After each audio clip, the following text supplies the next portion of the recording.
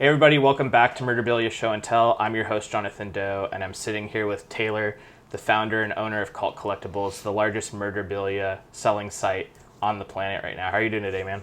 Good. Fantastic. Very excited to be here. Yeah.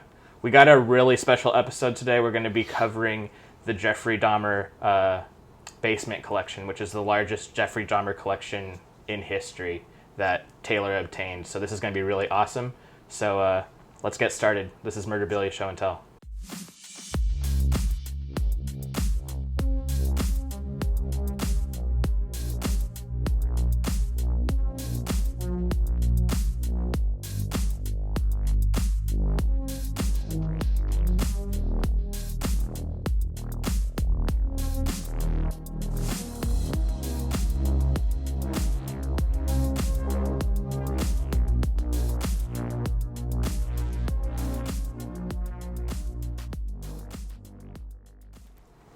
So we have a lot of really interesting pieces here. I purchased some pieces from the collection from you, but you also have brought some stuff from kind of the Cult Collectibles warehouse to say. Mm-hmm. So I kind of want to go into all these pieces and go from kind of like smaller items into some of the bigger items that you have. But before we really get into that, I kind of want to talk about the collection in general and what you can, like, the history behind it, how you got your hands on it, all of that.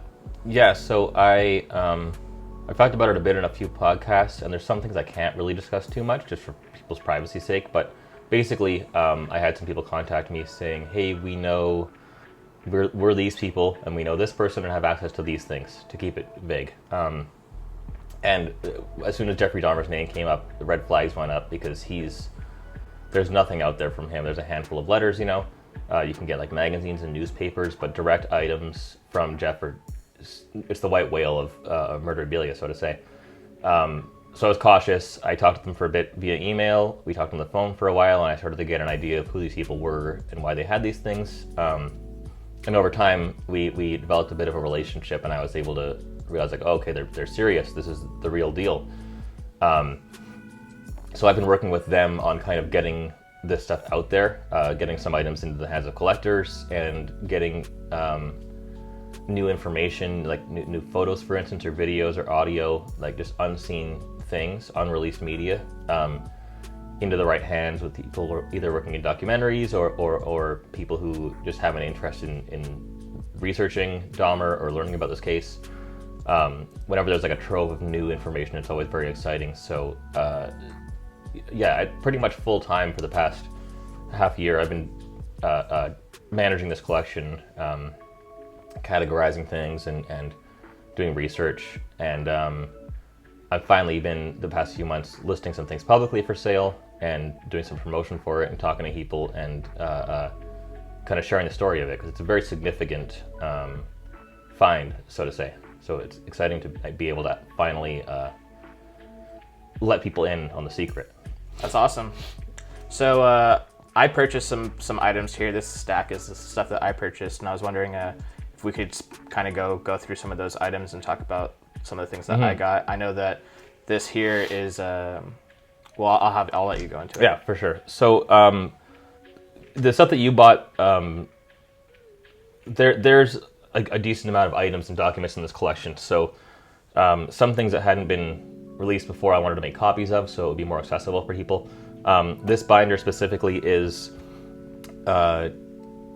Dahmer's Psychiatric evaluation, which had never been released before. It's like, it's huge. It's basically a book, but it's got all of his interviews. It breaks down individually each case, each of the victims, I guess.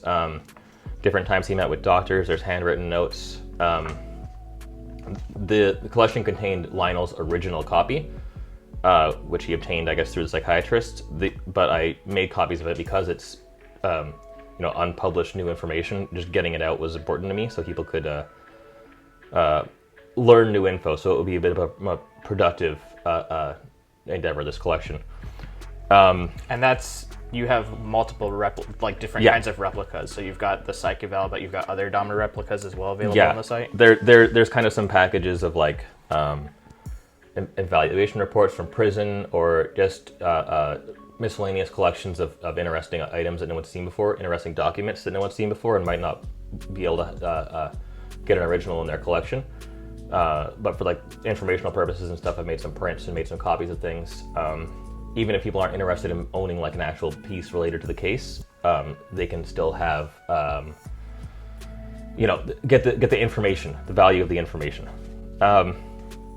So to get into a bit more of the stuff here, these first few items are mail to Jeff while he was in prison. So he would receive a lot of mail, and he would every once in a while, pass it along to his family because you can only have a certain amount of items in your cell at once.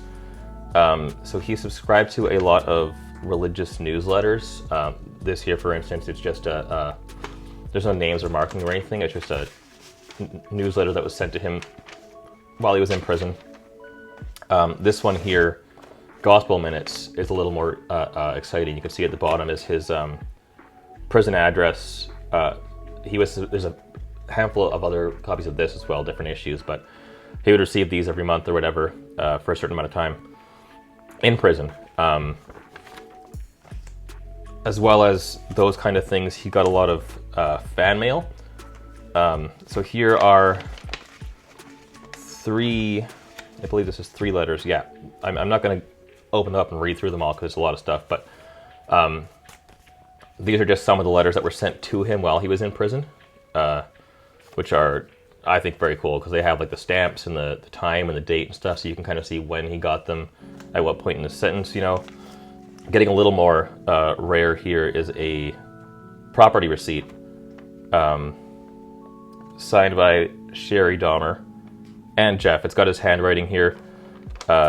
You can see that this is a carbon copy, so this isn't the original copy, it's the copy underneath, right? But they would have written on the paper above it.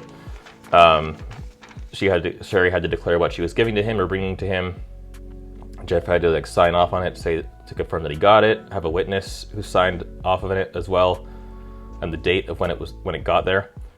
This is really cool because you have his inmate number. You have a lot of details about what his everyday life was like in prison, because he was only in prison for a few years before he was murdered, and not a lot of people know about that time in his life. So getting more information on that is really cool. This is handwritten notes by Lionel Dahmer while he was working on his book, A Father's Story. He interviewed Jeff while he was in prison a lot over the phone. He and Jeff weren't very close, and then after Jeff was arrested, they became a bit closer. They talked a lot. So there's a lot of handwritten notes, an original in the collection as well. There's the original manuscript for the book. It's just very cool to see his thought process and the things. You can see here he has signs in quotation with a question mark. There's a few times where he's writing about signs about here's things that while he was a kid could have shown that he would have grown up this way, or this was a sign of this behavior in the future. This is a book. Sorry, this is a letter from Sherry just in regards to the book, changing the agents or whatever. Which these are all very cool because you can kind of see how from this side of the collection, how the process of the book writing evolved from the conception of the idea to pitching it, to selling it, to legal issues with victims' families and stuff. This one here is legal mail between family members.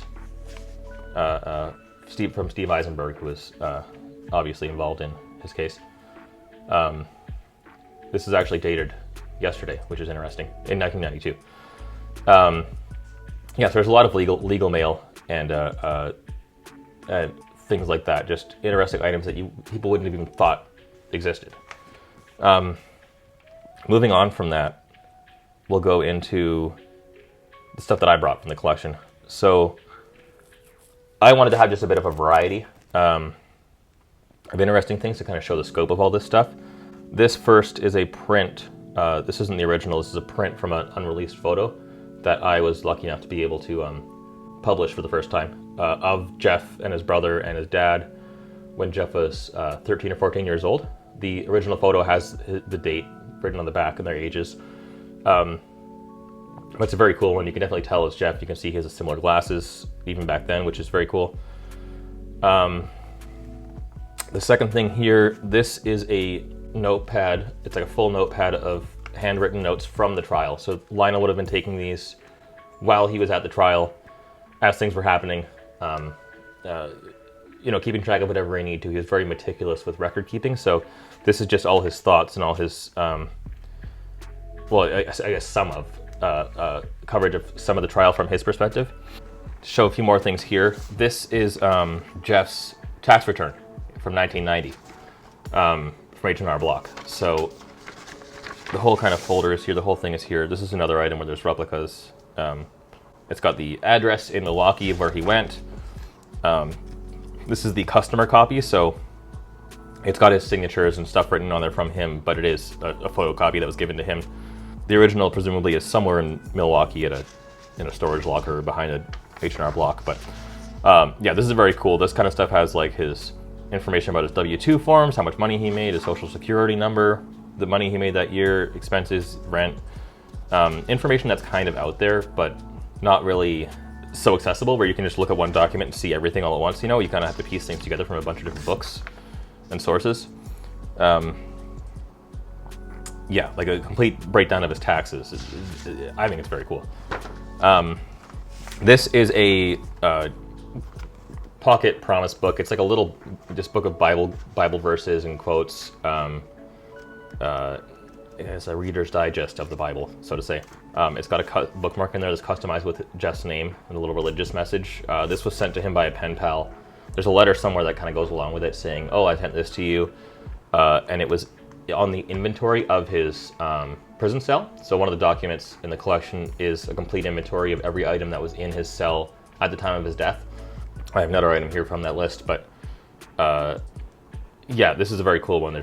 He had the only books that he had at the time were Bibles and religious books, and they're all accounted for, which is very cool. This is Jeff's watch from pre-prison.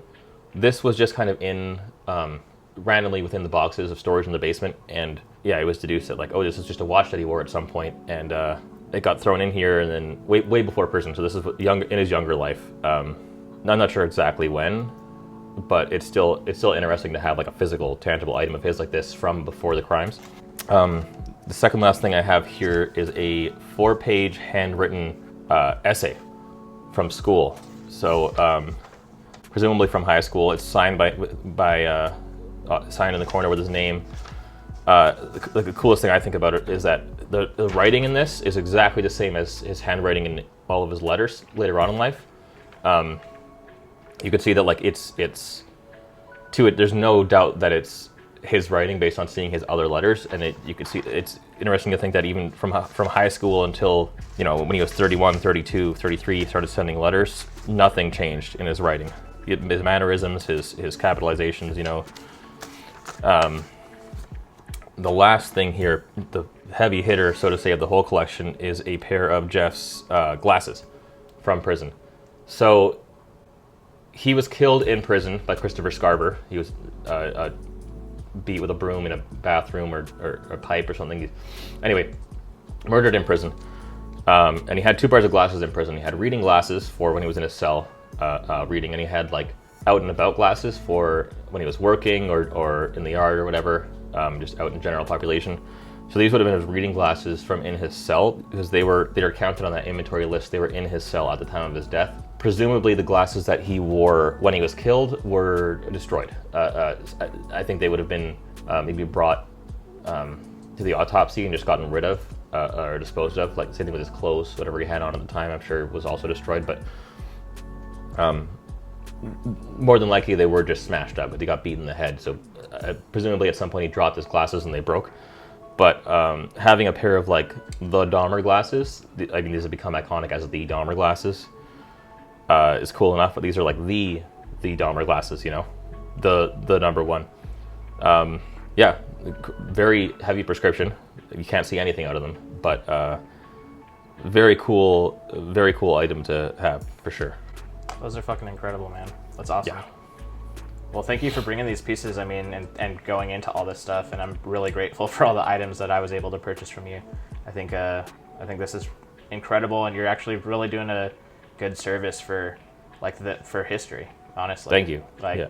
like the fact that the psyche eval is available. Like, I think this is something that obviously like people who are interested in the case can look at, but also like practitioners of psychology can analyze and look at as well. Oh, for sure. Yeah. There's definitely a lot of useful tools within all of this. I mean, who knows how big of an effect it'll have, but regardless, the new information is still, I think, very valuable to have out there. Yeah, awesome. Well, thanks, man. Hope you guys thought this was interesting, and I'll see you next time. This is Murderabilia Show and Tell. Peace.